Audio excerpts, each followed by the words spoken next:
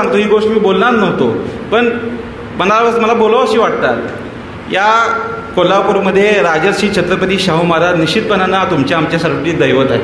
त्यांचं जनक घराणं म्हणून राजेसाहेब जमलेत दादा आम्ही तुमच्याकडे पाहतो, पण त्या कुटुंबाने त्या घराण्याने छत्रपती शाहू महाराज राजर्षी छत्रपती शाहू महाराज यांच्या नावाला साजेचं असं काम केलं नाही. ते राजेसाहेब तुम्ही केला. तुम्ही कसं केलात? तुम्ही राजेसाहेबांनी आपल्या स्वर्गीय विक्रमसिंग राजेसाहेबांनी नुसतं शाहू महाराजांना वाचन केलं नाही, त्यांच्या आयुष्यामध्ये सुद्धा त्यांचे मूलमंत्र जपले. आता शाहू कारखाना घ्या, आपल्या शाहू कारखान्याचं नाव काय? शाहू छत्रपती सहकारी साखर कारखाना. मला एक उद्योग दाखवायचा त्यांच्या कुटुंबाचा की ज्याचं नाव त्यांनी शाहू ठेवलं असेल. एक उद्योग. शाहू मिल तुम्हाला सर्वांना माहिती आहे, शाहू मिलला बंद पडून किती वर्ष झाले हो? 10, 12, 15 वर्ष झाले.